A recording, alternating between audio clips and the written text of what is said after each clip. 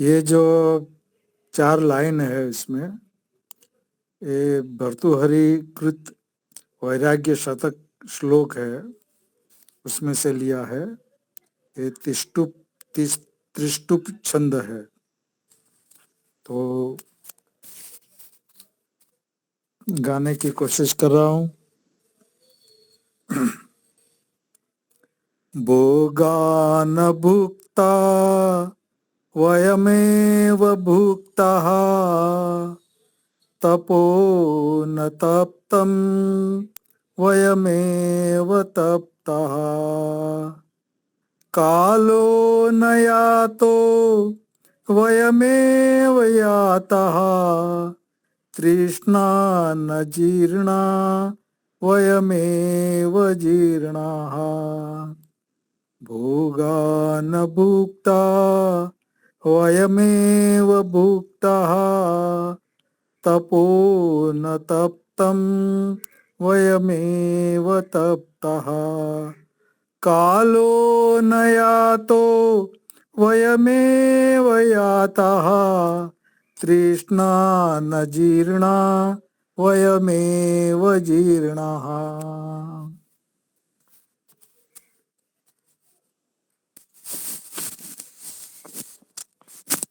इसका भावार्थ है, हम सांसारिक विषय भोगों का उपभोग नहीं कर पाए, अपितु इन भोगों को प्राप्त करने की चिंता ने हमको भोग लिया।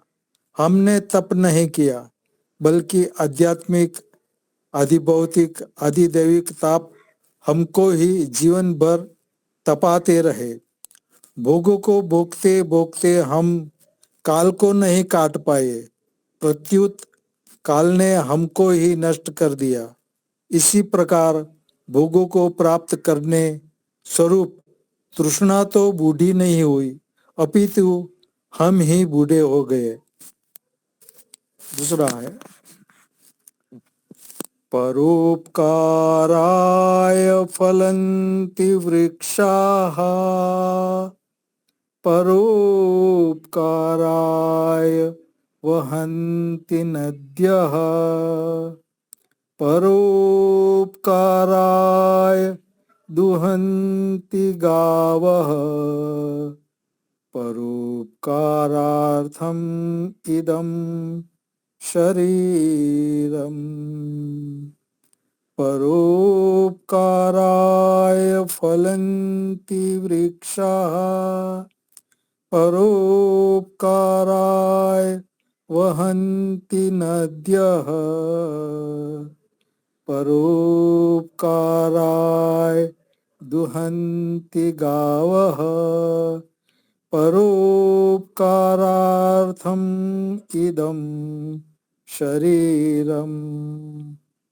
भावार्थ, संसार में जितने भी वृक्ष, वनस्पति, लताएं हैं, वे सभी परोपकार के लिए अपना सर्वस्व लगाए हुए हैं।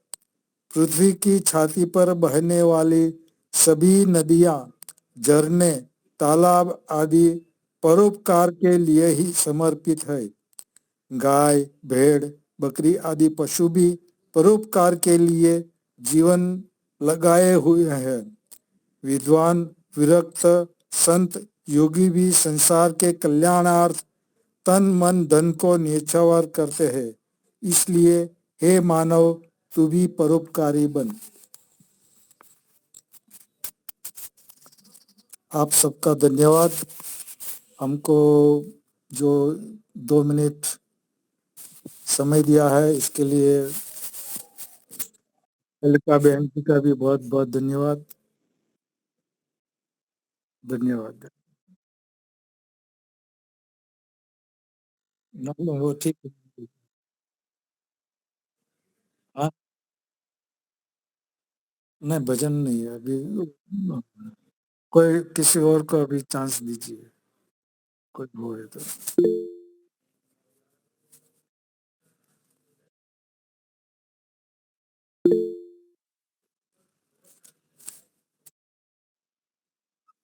हाँ जी, ओम। सबको सादर नमस्ते। एक परम भक्ति का भजन। प्रभु सारी दुनिया से ऊंच तेरी शान है, कितना महान है तू, कितना महान है, कितना महान है तू, कितना महान है। वहाँ कोने कोने तू ही मशहूर है, यहाँ वहाँ कोने कोने तू ही मशहूर है। निकट से भी निकट और दूर से भी दूर है, निकट से भी निकट और दूर से भी दूर है। कि मैं समाया हुआ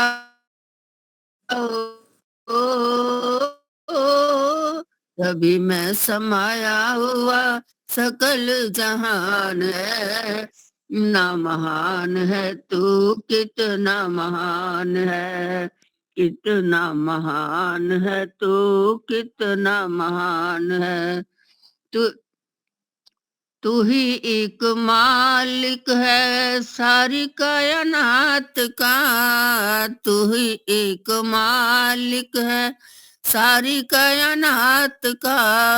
फूलों भर क्यारियों की तारों की जमात का, फूलों भर क्यारियों का तारों की जमात का। तेरी ही जमी है, तेरी ही जमी है, तेरा आसमान है, कितना महान है तू, कितना महान है।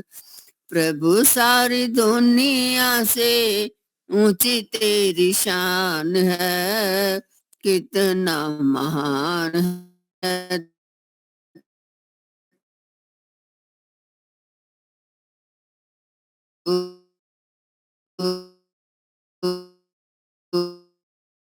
से ऊंची तेरी शान है, कितना महान है तू, कितना महान है।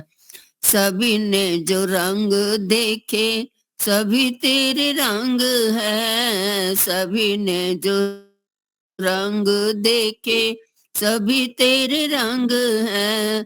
सभी को पालने के अलग अलग है, छोटे बड़े सब का हो, छोटे बड़े सब का करता तू ध्यान है, कितना महान है तू, कितना महान है। प्रभु सारी दुनिया से ऊंची तेरी शान है, कितना महान है तू, कितना महान है। जितने भी दुनिया के लिए टाइम बहुत देने के लिए अभी ऐसा करते हैं लीला बहन जी, आप प्रारंभ कर दें, बाद में वो ले लेंगे। अभी कक्षा चालू है, 4:15 बजे शायद छूटेगी ऐसा लगता है। तो लीला बहन जी आप प्रारंभ कर दें, आप 40 को दे देंगे चल जाएगा, 20 मिनट ले लेंगे वो। ठीक है। गायत्री मंत्र से ईश्वर की स्तुति प्रार्थना उपासना करेंगे। ओम भूर्भुवः स्वः तत्सवितुर्वरेण्यं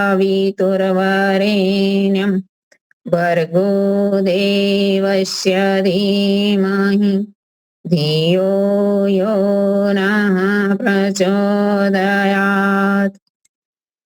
सबका रक्षक, जगत के सब जीवों का आधार, जो प्राणों से भी प्रिय और स्वयंभू है, जिसके संसर्ग से संसार के सारे प्राणी सभी क्लेशों और दुखों से मुक्त हो जाते हैं, जो नानाविध जगत में सर्वत्र व्यापक होकर सबका पालन और पोषण करता है, सकल जगत का उत्पादक, सब ऐश्वर्यों का दाता, जिसकी प्राप्ति में सभी की सब आशाएं एवं अभिलाषाओं की पूर्ति है, उस पवित्र परमात्मा के पवित्र तेज को हम अपने हृदय में धारण करते हैं।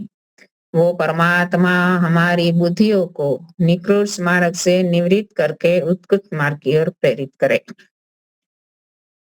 वह आदरणीय मुनि जी, संचालिका बेन दीपालिका जी, धर्म प्रेमी सज्जनों, वंदनीय माताएं, अभी अभी 23 दिसंबर स्वामी श्रद्धानंद जी का बलिदान दिवस आर्य जगत में मनाया गया।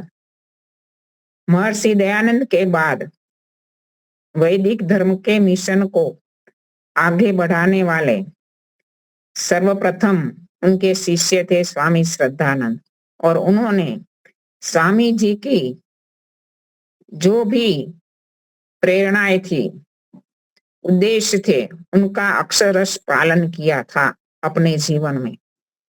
तो आज थोड़ी सी चर्चा हम स्वामी श्रद्धानंद के विषय में करेंगे।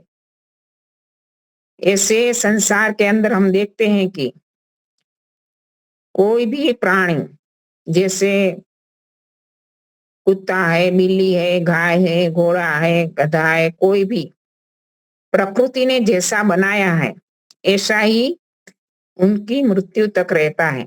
लेकिन मनुष्य के अंदर परिवर्तन की बहुत ही संभावनाएं रहती है, उनके गुण कर्म स्वभाव को बदलने की।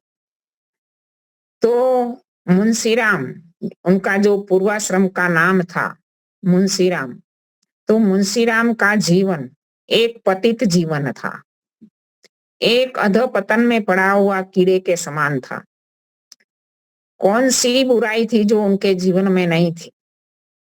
शराबी, कराबी, कबाबी, जुआरी, अनेक प्रकार की बुराइयां, अनेक प्रकार के दुर्गुण उनके जीवन में थे। लेकिन इस बुराई में से हटकर जब ऊंचाइयों पर चढ़े तो इतने ऊंचे उठ गए कि संन्यास आश्रम ग्रहण करके भारत के अंदर गुरुकुल प्रणाली को सर्वप्रथम पुनर्जीवित करने वाले वो ही थे। तो उनके जीवन बहुत ही प्रेरणाप्रद है हमारे लिए, हमारे के लिए, कि उनके जीवन में से हम बहुत सारी प्रेरणाएं प्राप्त कर सकते हैं। मुंशीराम जी का जीवन, जब वो, हम कहते हैं नहीं कि पहले तो वो नास्तिक थे, महर्षि दयानंद के संपर्क में आने से पहले वो नास्तिक थे, ईश्वर को नहीं मानते थे। तो क्या बचपन से वो नास्तिक थे? तो नहीं। उनका जो पारिवारिक जीवन था, इसमें देखे तो उनके दादाजी गुलाब राय जी, वो पूर्ण आस्तिक थे, बहुत ही भक्ति भाव था उसके अंदर। वो सुबह 4 बजे उठकर अपने बहुत प्रिय भजनों को, ईश्वर भक्ति के भजनों को ऊंची आवाज से सुनाया करते थे। आसपास के लोग कहते थे कि क्या आप मन में अपने ईश्वर की भक्ति नहीं कर सकते? तो उनका उत्तर था, ईश्वर तो मन में भी रहता है, मैं मन में भी उसकी भक्ति कर सकता हूँ, अपनी आरजू उसको बता सकता हूँ, लेकिन ब्रह्म मुहूर्त के अंदर गाढ़ निद्रा में सोए हुए मूढ़ लोगों को सुनाने के लिए मैं भजन गाता हूँ ऊंची आवाज से। उन लोगों को पता नहीं है कि ये ब्रह्म मुहूर्त ईश्वर भक्ति का समय है, उसी समय हमें उठना चाहिए। तो इनके दादाजी इस प्रकार के स्वभाव के थे, बड़े भक्ति भावुक थे। और उनके पिता नानक चंद जी भी बड़ी भक्ति थी उनमें, शिव पूजा, शिव अर्चना करते थे अपने घर में। रामचरितमानस का पाठ होता था, और रामचरितमानस को सुनने के लिए वो ऐसे तहसीलदार थे, सरकारी नौकरी में थे, उनके कई साथी, कोई ऑफिसर, कोई सिपाही आदि को कई लोग आते थे। और ऐसे मुंशीराम भी उसी अवस्था में, बचपन की अवस्था थी उनकी, तो उसी समय वो भी वो पाठ सुनने के लिए बड़ी तल्लीनता से बैठ जाते थे। कहते थे कि शनिवार के दिन स्कूल से छुट्टी पाकर रामचरितमानस का पाठ होता था और रविवार शाम तक चलता रहता था। और उसे रविवार की सुबह में तो वो एक पग पर खड़े होकर हनुमान चालीसा पढ़ते थे, बड़े भक्ति भाव से, बड़ी श्रद्धा से। और उनका प्रतिदिन का नियम था कि वो सुबह में उठकर गंगा स्नान करने जाते थे और ऐसे अपने हाथ में जो पूजा की थाली आदि में जो भी नैवेद्य आदि होता था, धूप आदि, वो लेकर जाते थे और लौटने के बाद लौटकर जो विश्वनाथ के मंदिर के अंदर सभी देवताओं पर नैवेद्य चढ़ाकर एक आत्म संतुष्टि के भाव से घर लौटते थे। और वो बचपन में बड़ी ही उनकी आस्तिकता थी और जो भी गिरावट वाले जीवन वाले लोग थे उनके प्रति घृणा थी कि ये लोग के साथ जीवन अच्छी बात नहीं है। तो ये आस्तिकता के संस्कार थे, चाहे उनकी भक्ति, उनकी जो भी भावनाएं थी वो सही हो या ना हो, लेकिन भक्ति भाव तो अवश्य था। आध्यात्मिकता का मार्ग चाहे सही था गलत था, इसकी चर्चा नहीं करेंगे हम, लेकिन एक बात तो थी कि आध्यात्मिकता वातावरण था घर में, तो बालक के अंदर वो संस्कार थे कि अच्छाई क्या है, बुराई क्या है, बुराइयों से बचे रहना। तो ये आध्यात्मिकता का प्रभाव था। लेकिन इसमें से वो किस प्रकार निकल गए, एकदम नास्तिकता की ओर आ गए, उसकी भी एक घटना है। तो जब वो प्रतिदिन विश्वनाथ के मंदिर में दर्शन के लिए जाया करते थे, तो एक दिन जाते हैं तो देखते हैं कि दोनों ओर पुलिस की 2 कतारें खड़ी हैं और उन्होंने जब विश्वनाथ के मंदिर का दरवाजे के पर पहुंचे तो उनको रोका गया और कहा गया कि रीवा की महारानी अंदर दर्शन कर रही है, तब तक किसी को अंदर जाने की इजाजत नहीं है। तो वो तो ऐसे तहसीलदार रानी पुलिस इंस्पेक्टर के बेटे थे, तो उनके लिए एक मुठा लाकर रख कर बैठा दिया। तो वो इससे दिग्मूढ़ हो गए और वो थोड़ी देर के बाद कुछ सोचने के बाद वहां से खड़े हुए वापस घर चले गए। घर आकर उन्होंने ना भोजन किया, उनके यहाँ नौकर थे, नौकर ने उनको भोजन दिया तो मना कर दिया, मैं भोजन नहीं कर रहा, और एकदम बिस्तर में लेट गए। उनको इतना मानसिक धक्का लगा कि क्या ये देवता के दरबार में भी ऐसा पक्षपात है? ये देवता किस प्रकार के देवता है? मनुष्यों के जीवन में, मनुष्यों के समाज में तो पक्षपात देखा जाता है, लेकिन इन देवताओं के दरबार में भी पक्षपात है। किसी को दर्शन के लिए इजाजत देना और दूसरों को ना देना, ये देवता बनाया किसने? ये तो देवताओं की मूर्तियां बनते हुए तो देखा है, लेकिन इस मूर्ति को देवता के रूप में स्थापित किसने किया? वास्तव में वो सही देवता है। जैसे महर्षि दयानंद को शिवरात्रि की रात को जो मन में धक्का लगा था, एक विचार विमर्श, विचारों का झंझावात उठा था, उसी प्रकार उसी रात कहते स्वामी श्रद्धानंद अपनी जीवनी में लिखते, मैं सो नहीं पाया। ये क्या है संसार में, ये क्या चल रहा है? इसके बाद उसको लगा कि ये तो ठीक नहीं है, मंदिर में जाना उनको बिल्कुल बंद कर दिया। गंगा स्नान, अखाड़े में जाना, व्यायाम आदि करना तो चालू रहा, लेकिन मंदिर जाना बंद हो गया उस दिन से। इसके बाद वो कोई क्रिश्चियन पादरी के संपर्क में आए। क्रिश्चियन लोग ऐसे बड़ी बातचीत करते हैं तो बड़ी विनम्रता से करते हैं और अपनी ओर आकृष्ट करने के लिए सबको बुलाते रहते हैं। तो उसी समय भी उनको एकदम विनम्रता से बातचीत की और अपने मत में सम्मिलित करने के लिए इसी मधुर वाणी में उनको जो भी बातें रखी गई तो उसको अच्छा लगा। लेकिन 2-3 दिन के बाद देखते हैं कि एक दूसरे क्रिश्चियन पादरी का एक नन के साथ जो व्यवहार, अनुचित व्यवहार, तो उनका मन वहां से भी हट गया। इस्लाम मत से तो पहले से ही घृणा थी, अभी उनको लगा कि मतांतर है ने सामान्य मनुष्यों को फंसाने वाला ढकसोला ही है, एक खड़ा किया हुआ आडंबरी है, आंख के अंधे कान के बहरे लोगों को फंसाने का ही एक प्रोग्राम है। तो इसी प्रकार इस मतांतरों से उनको घृणा हो गई और दूर हो गए, बिल्कुल नास्तिक हो गए, मैं किसी को नहीं मानना। और ये नास्तिकपन के जीवन में भी उनका इतना पतन तो नहीं हुआ था, लेकिन जब उनको माताजी के देहांत का से लिए उनको 1-2 विषय की परीक्षा देने से माताजी के पास जाना पड़ा छोड़कर। तो बाद में वो दूसरे वर्ष में दूसरे उनके साथी आगे आगे चले गए और दूसरा वर्ष उसके लिए बिल्कुल निराशाजनक हुआ और पढ़ने में भी मन नहीं लगा। जब कोई वस्तु में मन नहीं लगता, पढ़ाई से वो दूर हो गए, आध्यात्मिकता से दूर हो गए, तो बुराइयों को आना स्वाभाविक था।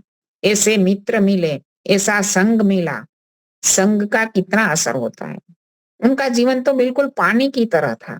पानी जिस रंग उसमें मिलाते हैं तो वो पानी उस रंग का बन जाता है। उसी प्रकार उनके जीवन में संग का बहुत ही त्वरित प्रभाव पड़ता था। अच्छे संग का अच्छा प्रभाव पड़ता था, बुरे संग का बुरा प्रभाव। तो जो भी को मित्र मिले पढ़ाई के पढ़ने वाले, और वो भी आवारा थे, और ऐसे भी अंग्रेजी उपन्यास आदि पढ़ने में समय व्यतीत होने लगा। अंग्रेजी उपन्यासों से चरित्र को कितना गिरावट में हो जाती है। अंग्रेजी उपन्यास क्या होते हैं? और ऐसे भी शराबी मित्र, शराब की संगत हो गई और हर प्रकार से जीवन का मोड़ ही बदल गया। तो उनके जीवन के इस प्रकार से मोड़ के बदल जाने के बाद और एक और तो वो बिल्कुल नास्तिक हो गए, क्योंकि पिता नानक चंद वो ऐसे तहसीलदार थे, तो उनकी बार बार एक स्थान से दूसरे स्थान पर ट्रांसफर होती रहती थी और पुत्र पिता से दूर हो गया तो पिता की भी निगरानी नहीं रही। तो बाद में जब पिता को पता चला कि मेरा पुत्र बिल्कुल नास्तिक हो गया, उसमें ईश्वर में कोई मत में भक्ति भाव में बिल्कुल श्रद्धा ही नहीं, तो उसी समय जब बरेली में आए, तो बरेली में उसी समय पिता के साथ थे, और बरेली तो रईसों की नगरी थी। उसमें रईस किसको कहे जाते थे? रईस वो होते थे कि जिनके पास 2 घोड़े वाली 2-4 ऐसे घोड़ा गाड़ियां हो और साथ साथ वेश्या आदि का जहां नाच गान होता रहता हो, वो रईस कहे जाते थे। तो ऐसे रईसों के संपर्क में बरेली में रहना हुआ और उनके जीवन में नास्तिकता तो थी। तो उसी समय महर्षि दयानंद का बरेली में आगमन हुआ और महर्षि दयानंद के प्रवचनों का अंदर कोई गड़बड़ ना हो, इसके लिए उनके पिता को एक कार्यभार सौंपा गया। तो उनके पिता वहां शांतिपूर्ण सारा प्रोग्राम चलता रहे, उसकी जिम्मेदारी निभाने के लिए वहां अपना काम में खड़े थे तहसीलदार के रूप में। तो उसी समय महर्षि दयानंद के प्रवचन सुने, तो प्रवचन से उनके पिताजी बहुत प्रभावित हुए। उनको लगा कि यदि मुंशीराम को मैं इस प्रवचनों को सुनाऊं तो शायद उसमें बदलाव आ जाए। वो नास्तिक बन गया है तो उसके अंदर आस्तिकता आ सकती है। तो दूसरे दिन पिता ने पुत्र को कहा कि तुम भी चल, शहर में एक अच्छे महात्मा आए, उनका सत्संग है, तो तुझे अच्छा लगेगा। तो दूसरे दिन उनको जाने की इच्छा तो नहीं थी, उन्होंने तो यही मन में सोचा कि संस्कृत जानने वाला व्यक्ति कोई तर्क या बुद्धि की बात कैसे कर सकता है, उसमें जानने में बिल्कुल रस नहीं था। क्योंकि उसी समय उनके मन में ये भी प्रभाव था कि ऐसे जो संस्कृत जानने वाले थोड़ी कुछ संस्कृत जानने वाले ऐसे ब्राह्मण लोग जो पंडे पुजारी थे, उनका जो भी जीवन था वो किस प्रकार का था, उसका प्रभाव उस पर था। तो वो मन से तो ना ही इच्छा थी, लेकिन पिताजी की बात रखने के लिए वो सत्संग में गए। वहां जाकर क्या देखते हैं कि पहली पंक्ति में ही कलेक्टर बैठा है, कमिश्नर बैठा है, कई ईसाई पादरी बैठे हैं, यूरोपियन लोग बैठे हैं, इतने बड़े बड़े लोग इस सभा में बैठे हुए हैं। और महर्षि दयानंद का व्यक्तित्व देखकर, ओजस्वी, तेजस्वी और हृदय को छूने वाली वाणी को सुनकर वो तो दिग्मुख हो गए कि क्या संस्कृत जानने वाला व्यक्ति भी ऐसी युक्ति युक्त बात कर सकता है क्या? और पहले दिन का प्रवचन आत्मा के विषय पर था। महर्षि दयानंद की हृदय से निकलने वाली जो वाणी थी, उद्गार थे कि आत्मा के विषय में, कि कोई संसार में ऐसा विरला बताओ कि जो मेरी आत्मा को नष्ट कर सकता हो, इस भौतिक शरीर को तो कोई भी नष्ट कर सकता है, लेकिन मेरी आत्मा को नष्ट करने वाला कोई विरला बताओ, अन्यथा मैं मेरी आत्मा की आवाज को कभी नहीं दबाऊंगा। तो महर्षि दयानंद की इस वक्तृता में जो भी बातें बताई गई, वो उनको इतनी हृदय स्पर्शी और मन को छूने वाली लगी कि बाद में तो वो दूसरे दिन, तीसरे दिन कंटिन्यूस और पूरा समय वहां वक्तृता सुनने के लिए सबसे पहले आ जाता थी। तो उसी समय जो शंका समाधान होता था वो भी सुनते थे। और इस प्रकार महर्षि दयानंद के वक्तृत्व सुनने के बाद उनके विचारों में परिवर्तन आ गए। लेकिन जो बुराइयां जीवन में आ गई थी वो एकदम तो छूटने वाली नहीं थी, शराब, मांस, मदिरा आदि की। तो महर्षि दयानंद के प्रवचनों के बाद तो उनका जीवन परिवर्तन तो हुआ, लेकिन अभी शराब छूटी नहीं थी। लेकिन एक दिन क्या हुआ कि कई शराबी मित्रों के साथ शराब पीने के बाद वो एक मित्र ने बहुत शराब पी रखी थी, उनको पकड़कर उनके घर पर छोड़ने के लिए वो जा रहे थे।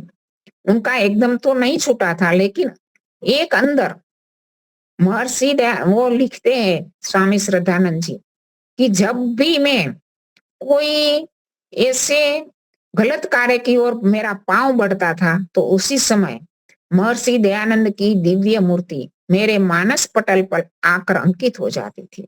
और वो लिखते हैं उनके शब्दों में कि आपके भौतिक शरीर को त्यागे 41 वर्ष हो चुके, लेकिन आपकी जो जो मूर्ति है मेरे मानस पटल पर जो की त्यों अंकित है। ये जो बातें लिखी है उनको शायद 41 साल के बाद लिखी होगी।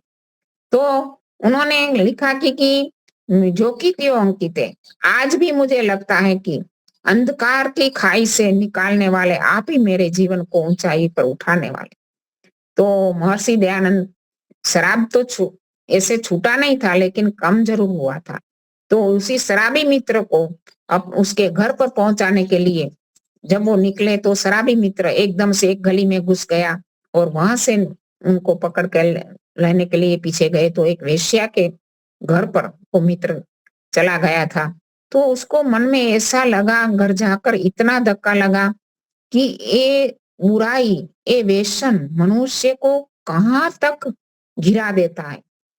तो इस प्रकार का मनोमंथन हुआ और उसको लगा कि आज मैं शराब का अंतिम ग्लास पीकर शराब को छोड़ ही दूंगा।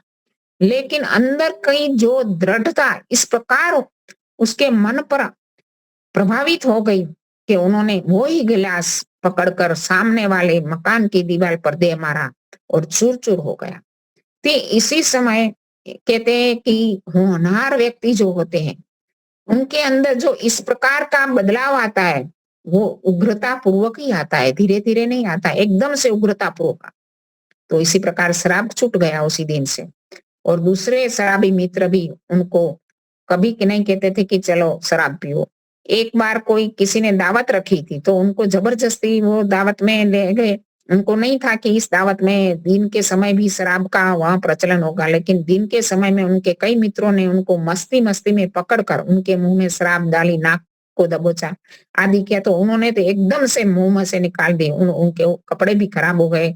वहां से दौड़कर वो अपने घर पर आ गए। वह कभी भी किसी भी मित्र के यहाँ दावत में जाना भी बंद कर दिया। तो ये शराब तो छूट गई। इसके बाद उन्होंने ब्रह्मो समाज और आर्य समाज में जाना चालू कर दिया। सुबह में ब्रह्मो समाज में जाते थे, सांझ को आर्य समाज की सत्संगों में जाया करते थे।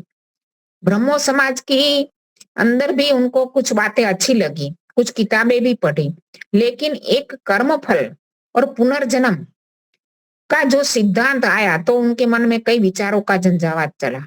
क्योंकि उनका जो आत्मा था, उनका जो मन था, सत्य का अन्वेषण करने वाला था, सत्य की ओर प्रभावित होने वाला था।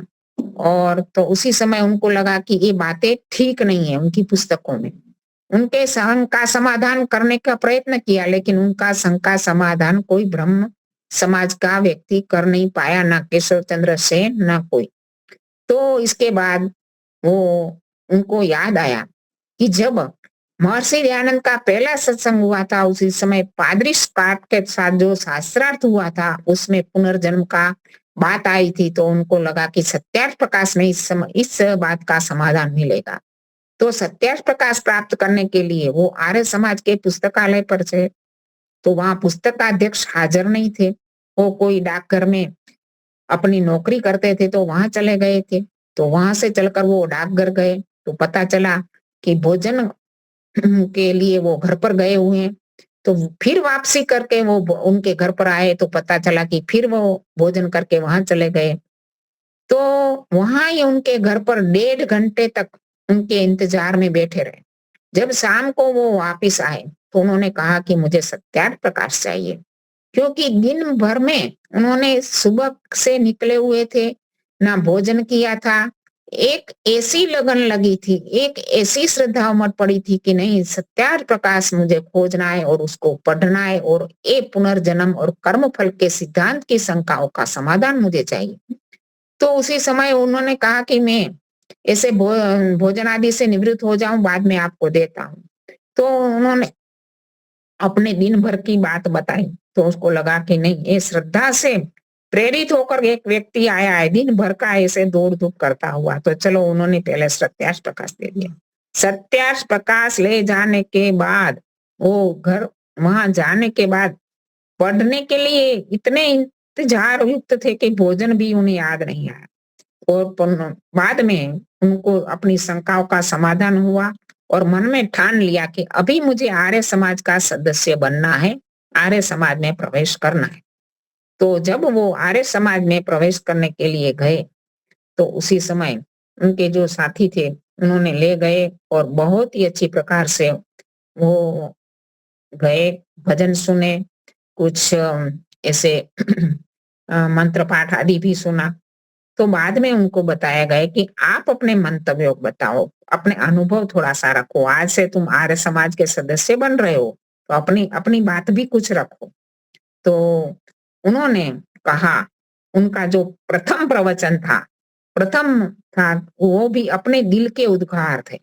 उन्होंने कहा कि वैदिक धर्म कोई सामान्य चीज नहीं है। वैदिक धर्म एक सत्य सनातन धर्म है, और ये सत्य सनातन सिद्धांतों को हमें धारण करना चाहिए, और उस सिद्धांतों के अनुसार अपने मंतव्य भी होना चाहिए। सिद्धांतों और मंतव्यों में मतभेद नहीं होना चाहिए। जो कोई भी आर्य समाज का सदस्य बनना चाहता है, तो उसको आर्य समाज के सिद्धांत के अनुसार अपने जीवन को ढालना चाहिए, अपने मंतव्यों को बनाना चाहिए। और एक बात ये भी कही कि आर्य समाज का, वैदिक धर्म का प्रचार भाड़े के टट्टुओं से नहीं होगा। जो पूर्ण रूप से मनसा वाचा कर्मणा वैदिक धर्म के सिद्धांतों को अपनाएगा, ऐसे व्यक्तियों से वैदिक धर्म का प्रचार होगा। उनकी ये वक्तृता बहुत ही प्रभावित हो, तो उसी समय वो आर्य समाजी बन गए। बाद में तो वो अपनी समय समय पर, स्थान स्थान पर, अलग अलग नए नए स्थान पर आयोजन करते थे प्रवचन देने का, और स्वाध्याय भी इतना था। सत्यार्थ प्रकाश पढ़ा, ऋग्वेद आदि भाष्य भूमिका पढ़ी, महर्षि के कई ग्रंथ पंचमा यज्ञ विधि आदि का भी पठन पाठन किया। तो उनका इसी प्रकार से वो आर्य समाज के सदस्य बन गए। और शराब तो छूटी थी, लेकिन जब सत्यार्थ प्रकाश का 10वां समोल्लास बक्षा अबक्ष ऊपर उन्होंने पढ़ा, और वो उसका मनोमंथन चल रहा था, और सामने वही परिस्थिति संजोग उत्पन्न हुए कि सुबह में होली के दिनों के कुछ 4-5 दिन पहले हो, वहां अनारकली बाजार से जा रहे थे, तब कोई व्यक्ति अपनी टोकरी में ऐसे मांस का लोथड़े ले जा रहा था, कहीं ऐसे बकरियों की टांगे लटक रही थी। इन सारी बातों को देखकर उनका हृदय द्रवित हो गया, और जब भोजन करने बैठे तो साथियों के साथ उनकी थाली में भी मांस का कटोरा था। उसको देखकर वो बहुत घृणा उत्पन्न हुई, और कटोरे को ऐसे हाथ में लेकर वो भी जैसे शराब की बोतल को दे मारा था, मांस के कटोरों को भी दे मारा। तो उसी समय उनको साथियों को लगा कि पाचक में कोई भूल हुई है, तो पाचक को डांटने लगे, लेकिन उन्होंने कहा, उसकी कोई भूल नहीं। हमें आर्य वैदिक धर्म को मानने वाले के लिए मांस भक्षण करना अनुचित है, नहीं करना चाहिए। आज के बाद मेरी थाली में वो कटोरा कभी नहीं आएगा। और उसके बाद उनके कई साथी भी मांसाहार उन्होंने भी छोड़ दिया। तो ये सारा परिवर्तन का उनका जो भी था, वो आर्य समाज, महर्षि दयानंद का संपर्क, उनका सत्संग का सुनना और आर्य समाजी सदस्य बनना, सत्याग्रह प्रकाश आदि को पढ़ना, ये सारी चीजों से उनका जीवन परिवर्तन की ओर बढ़ गया। और ऐसे तो उनके पिता पौराणिक ढंग के सनातनी थे, दृढ़ सनातनी व्यक्ति थे। और उनके पिता पुत्र में उनके पिता के संतानों में सबसे छोटे थे मुंशीराम। उस पर बहुत ही प्रेम था। तो मुंशीराम को जब कोई भी व्यक्ति धार्मिक विचारों के अंदर, परिवार ने के अंदर, पति पत्नी में हो, भाई भाई में हो, पिता पुत्र में हो, धार्मिक विचारों में जब मतभेद होता है, तो बहुत ही ऐसे एक और भावना होती है और एक और मतभेद होता है। तो उस परिस्थिति में से गुजरना बहुत कठिन हो जाता है। उनके पिता जब वो घर में थे, तो वो एक दिन एकादशी का व्रत हुआ था। तो एकादशी का संकल्प सबको व्यक्तिगत रूप से वो धारण करा रहे थे। तो मुंशीराम को लगा कि नहीं, मैं ये तो नहीं काम कर सकता, क्योंकि मेरे जो भी मैंने सिद्धांत अपनाए इससे बिल्कुल विरुद्ध बात है।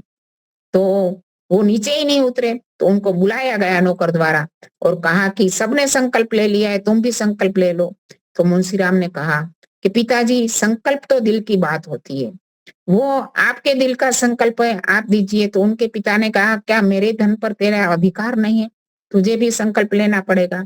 या तो सीधे सीधा बता दे कि तुम ब्राह्मणों को दान देने में, एकादशी का व्रत करने में श्रद्धा नहीं है तेरी।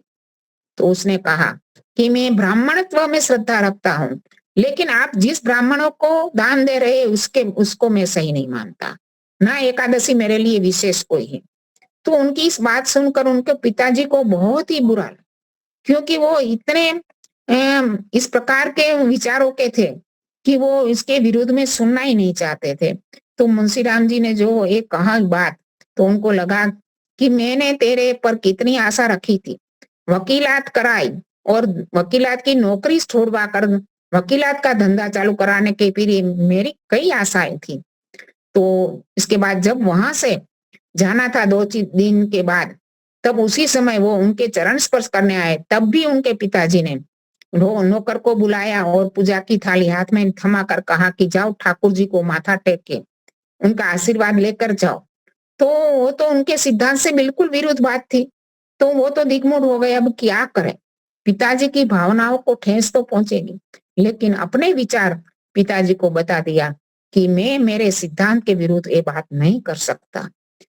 तो उन्होंने कहा कि कोई पिता अपने पुत्र को मक्कारी करना देख सकते हैं? तो कहे नहीं, मैं तो नहीं चाहता मेरी संतान कोई मक्कारी करे। तो पिताजी, किसी मूर्ति के सामने मेरा माथा टेकना एक मक्कारी ही होगी। तो उनके पिताजी को बहुत ठेस लगी, लेकिन उनकी जो ये बातें थी, इसके बाद थोड़ी लंबी बात है, लेकिन मैं आगे शॉर्ट में कह देती हूँ कि उन्होंने जब वहां से चल दिए, तो इसके बाद उनके जहां से गए तो उसके कमरे के अंदर पंचमहायज्ञ विधि और सत्याग्रह प्रकाश छूट गया था। तो उनको जो उनकी आंखें कमजोर हो गई थी, तो एक संस्कृत का पढ़ा लिखा पुरोहित जैसा था, वो उनको स्वाध्याय करके सुनाता था। तो वो तो नास्तिकों की पुस्तकें कहकर पुकारते थे, वो हमें पढ़नी ही नहीं है। लेकिन एक दिन उसने चतुराई पूर्वक पंचमा यज्ञ विधि में से ब्रह्म यज्ञ पढ़ाया और बाद में सत्याग्रह प्रकाश का पहला समूलास पढ़ के उनके पिताजी को सुनाया। तो उनको लगा कि नहीं, वास्तव में हम क्या कर रहे हैं, हमने जो भी करना था वो तो हम कर ही नहीं पाए, अभी हमारी मुक्ति कैसे हो? और जब वो जालंधर में आने वाले थे, तो मुंशीराम आर्य समाज में अपना प्रवचन एक नौकर को बैठा कर रख दिया कि जब पिताजी आए तो मुझे सूचना देना। तो नौकर उनको सूचना देने आया, तब वहां से मंच से उतर कर आए और पिताजी को मिले। तो पिताजी के अंदर वो सारे भाव बदल गए थे। उनको लगा कि ये कैसे हुआ। उसके बाद उनके पिताजी ने, उनके जब अंतिम क्षण था उसी समय भी उपनिषदों का पाठ किया और उन्होंने ये चाहा कि वैदिक हवन किया जाए और उनकी अंत्येष्टि भी वैदिक रीति से की जाए। तो ये बदलाव एक सत्यनिष्ठ दृढ़ पुत्र के कारण हुआ, क्योंकि वो अपने पिता की बात को इतना सम्मान देते थे, इतनी सेवा परायणता थी, लेकिन अपने सिद्धांत से विरुद्ध कभी ना गए। उनकी सेवा से, उनकी सत्यनिष्ठा से उनके पिताजी प्रभावित थे। अंतिम समय में जो उनको एक शोरबा दिया जाता था, वैद्य एक शोरबा देते थे, तो शोरबा भी इसमें कैसे मुर्गी के बच्चे का कुछ चने के रस के साथ मिलाकर दिया जाता था। तो उनके पिताजी ने कहा कि नहीं, मैं ये नहीं पीऊंगा। यदि मुंशीराम कहे कि इसमें पीने लायक है तो मैं पीऊंगा, क्योंकि उनकी सत्यनिष्ठा पर मुझे पूरी श्रद्धा है। मुंशीराम ने उनको जांच की तो केवल चने का रस था, तो उन्होंने कहा ये पी लो। इसी प्रकार अंतिम समय में उनके पिताजी पर उनका पिताजी का प्रेम, वो एकदम उनका भाव भी बदल गया और उनका जो भी उनका विचार था वो भी बदल गया, बिल्कुल वैदिक धर्मी बन गए वो भी। तो एक वैदिक धर्मी पुत्र ने अपने पिता को किस प्रकार वैदिक धर्मी बनाया, इसकी बात, उनका तो आगे का जीवन भी बहुत सारी घटनाएं, यहाँ समय पूरा हुआ है तो मैं अपनी बात को यहाँ विराम देती हूँ। शांत। बहुत बहुत ही सुंदर। आपने श्रद्धांजलि के रूप में स्वामी श्रद्धानंद के जीवन की घटना प्रस्तुत की, बहुत ही प्रेरक है। उनके पिताजी भी बदल गए। महर्षि दयानंद का एक यह जो सुना प्रवचन और फिर उसमें लग गए, प्रश्नोत्तरी हुई, तो बहुत बढ़िया। अभी समय कम है तो हमारे यहाँ आत्मा साधना शिविर लाकरोड़ा में अभी चल रही है। सुबह में 4 बजे से घंटे की ध्वनि पर पूरा का पूरा एक कार्यक्रम। हमारे स्वामी हरीश्वरानंद जी भी 86 वर्ष की उम्र में वो कदम से कदम मिलाकर आगे चल रहे हैं, तो उनका हम प्रवचन वक्तव्य शायद 5 मिनट कुछ ज्यादा ले तो जरा बैठे रहेंगे। धन्यवाद। ओम नमस्ते। को नमस्ते। नमस्ते। बहुत दिनों के बाद में आपके सामने आया हूँ। आइए। आज का मेरा विषय है वर्ण व्यवस्था। हम आए दिन आप सबसे आध्यात्मिक वेदों के मंत्रों के बारे में सुनते रहते हैं, लेकिन हमारी राजनीतिक परिस्थिति आज की क्या है, इस पर भी हमें थोड़ा सा विचार करना होगा। राजनीतिक पार्टियां आए दिन कह रही हैं कि जातीय गणना कराएंगे, जातीय गणना कराएंगे। पूरे भारत को आजादी के बाद और आजादी से पहले भी टुकड़े टुकड़ों में जातियों के नाम से बांट के रखा है। जाति में जाति, जाति में जाति, जाति में उपजाति, ब्राह्मण में ब्राह्मण, उप ब्राह्मण, न जाने कितने ब्राह्मणों की शाखाएं, कितनी क्षत्रियों की शाखाएं। इतना खंडित देश हो चुका है कि इसको संगठित करना हमारे प्रबुद्ध बुद्धिजीवियों के लिए बड़ी समस्या खड़ी हो गई है। मनुस्मृति कहती है कि हमारे 4 वर्ण हैं। वर्ण दूसरे शब्दों में कर्म। पहला वर्ण कहो या कर्म कहो, वो है शिक्षा देना, पहला कर्म। नंबर 2, देश की सीमाओं की रक्षा करना। नंबर 3, पशुपालन खेती बाड़ी करना। और चौथा कर्म है सेवा का काम। आप लोग सभी विचार करके देखिए, इन 4 कामों के अलावा क्या कोई काम है समाज में? शिक्षा देना, सीमाओं की रक्षा करना, पेट भरना और सेवा काम करना। इन 4 कामों के सिवाय कोई भी काम हमारे समाज में, देश में या विश्व में भी नहीं है जो 5वां काम निकाल करके बता दे कि ये 5वां काम है। तो मनु व्यवस्था के अनुसार शिक्षा देने का काम जो करता है उसको ब्राह्मण कहा गया, जो बुद्धि में श्रेष्ठ है। आज के वर्तमान समय में स्कूल, विद्यालय, कॉलेज, गुरुकुल जहां भी जो शिक्षा दे रहे हैं, चाहे वो वर्तमान जाति से कोई भी जाति से संबंध रखते हो, तो उसको क्या कहा जाएगा? ब्राह्मण कहा जाएगा। मैं सही कह रहा हूं या गलत? आज जो शिक्षा दे रहे हैं शिक्षा संकुलन में, तो वो आज की वर्तमान जातियों में से कोई भी रखते हो, ठाकुर, क्षत्रिय, ब्राह्मण और हरिजन, जो भी जाति हो, लेकिन वो काम क्या कर रहे हैं? शिक्षा दे रहे हैं, इसलिए उनको क्या कहा जाएगा? ब्राह्मण कहा जाएगा। ये हमारी मनुस्मृति कहती है। और ब्राह्मण वही है जो विद्वान है, और जो विद्वान है वही दूसरों को शिक्षा दे सकता है। अब अनपढ़ है वो तो कभी शिक्षा दे ही नहीं सकता, इसलिए उसको ब्राह्मण पदवी दी गई है। ये पदवी है, डिग्रियां हैं। जैसे डॉक्टरेट करने के बाद में डॉक्टर को डॉक्टर की डिग्री मिल जाती है। इसीलिए विद्या अध्ययन करते करते कोई व्यक्ति इस उच्च कोटि पर पहुंच जाता है कि जो उसने सीखा है दूसरों को सिखाना चाहता है, तो एक डिग्री के रूप में ब्राह्मण पदवी उसको दी गई। अब चलते हैं आगे। जो शरीर से व्यक्ति हष्ट पुष्ट है, तंदुरुस्त है, दुश्मनों का मुकाबला कर सकता है, थोड़ी राजनीति की समझ है, जो सीमाओं की रक्षा कर सकता है, आंतरिक देश की आंतरिक व्यवस्था बनाए रख सकता है, उसको कहा गया क्षत्रिय। क्योंकि उसमें ब्राह्मण बुद्धि नहीं है, लेकिन प्रशासनिक कार्य, रक्षा का कार्य वो आसानी से कर सकता है, इसलिए उसको पदवी दी गई क्षत्रिय। क्योंकि ब्राह्मण क्षत्रिय का काम नहीं कर सकता, क्षत्रिय के पास वो बुद्धि नहीं जो ब्राह्मण का काम कर सकता हो। अब तीसरा कर्म यानी वर्ण आया वैश्य का। वैश्य का तात्पर्य है कि पेट भरना।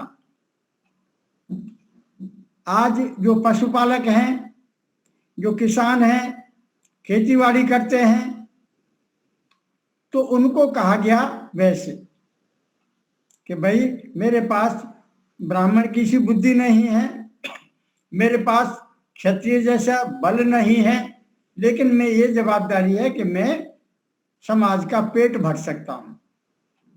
ये तीन कर्म हो गए, कर्म कहो या वर्ण कहो। चौथा कर्म या वर्ण आ जाता है शूद्र का। शूद्र आज की परिभाषा में कहा गया है अछूत को। आजादी के बाद से ही, पहले से भी अछूत है, अछूत है, लेकिन वो शूद्र अछूत नहीं है। वो शूद्र उसको कहते हैं जो अनपढ़ रह गया, जो कम पढ़ा लिखा है, जिसमें न ब्राह्मण की बुद्धि है पढ़ाने शिक्षा देने की, न क्षत्रिय जैसा बल है, न व्यापारिक बुद्धि है, और न उसमें कोई और कलाकारी है जो कर सके, इसलिए उसको कहा गया शूद्र, जो सेवा का कार्य करता है। अब थोड़ी सी व्याख्या हम एक उदाहरण के रूप में समझाते हैं। जैसे कि एक पिता के 4 पुत्र हैं। बड़ा पुत्र बुद्धि में प्रखर है, तेज है, विद्यार्जन किया है। उसने कहा पिताजी आप चिंता मत करियो, मैं अपने परिवार को अशिक्षित नहीं रखूंगा, मैं अपने समाज को अशिक्षित नहीं रखूंगा, उनको पढ़ा लिखा करके योग्य बनाऊंगा, ये जवाबदारी मेरी।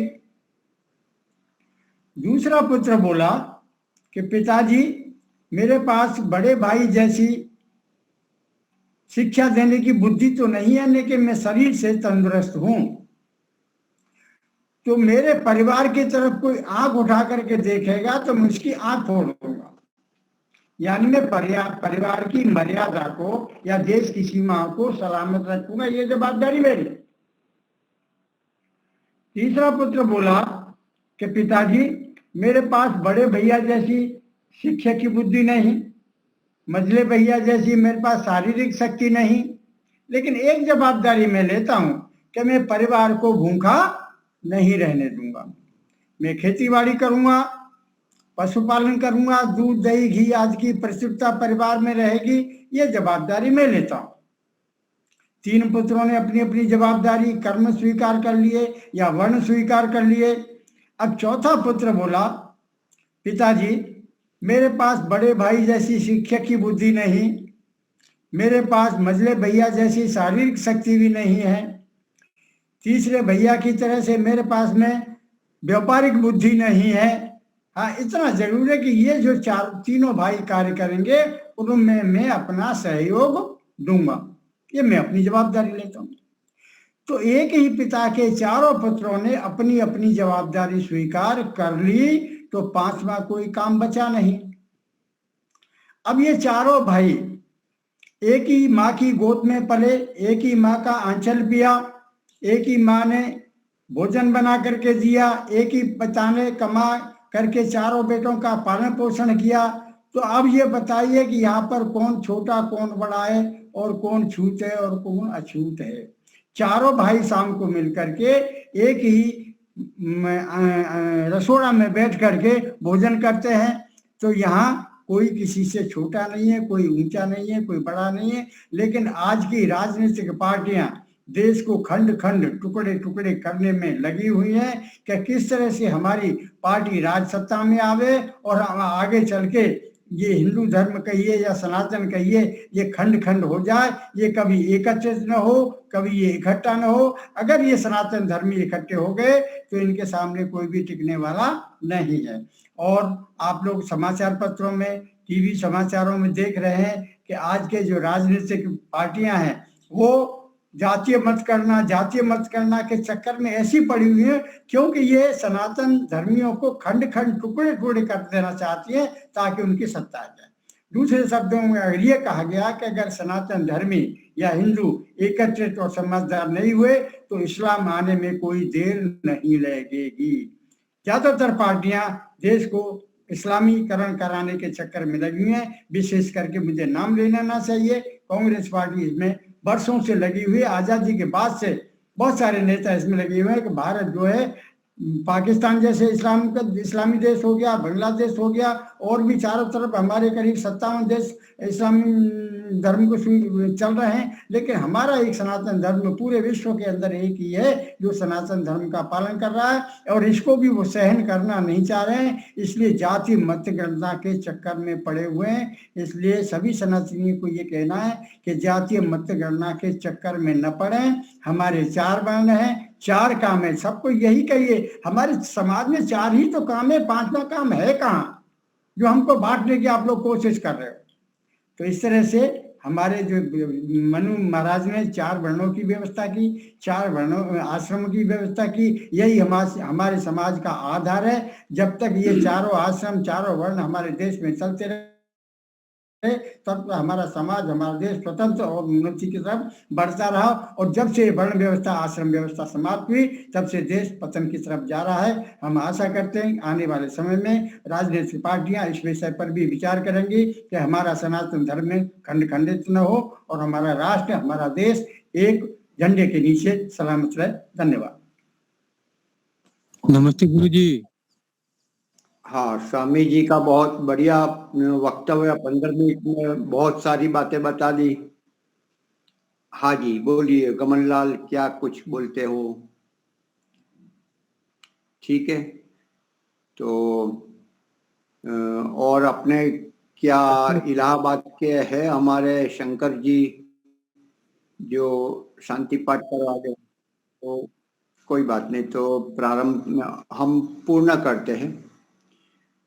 ओम द्यौ शांतिरंतरिक्षं शांति पृथ्वी शांतिरापः शांतिरौषधयः शांति वनस्पतयः शांतिर्विश्वे देवा शांतिर्ब्रह्म शांतिः सर्वं शांति शांतिरेव शांतिः सामा शांतिरेधि।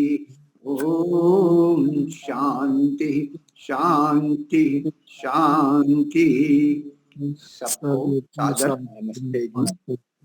नमस्ते। नमस्ते।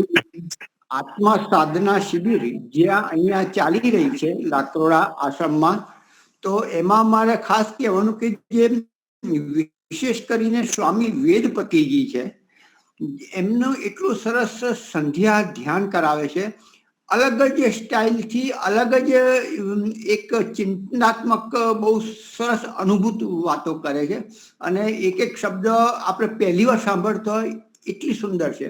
તો વિવેકપતિજીનું આપણે વધારે કંઈક નવીનતા લાગે છે. એમને બહુ ઓછા સાંભળ્યા છે, યુવાન સંન્યાસી છે, તો એમને સાંભળવા જોઈએ. અને અમે કોઈ ત્યાં લઈ નથી જઈ શકતા, નહીં તો રેકોર્ડિંગ કરી દઉં, અને કદાચ હું કરી દઉં તો સારું નહીં લાગે નિયમ તોડીને, પણ એમને સાંભળવા જેવા છે.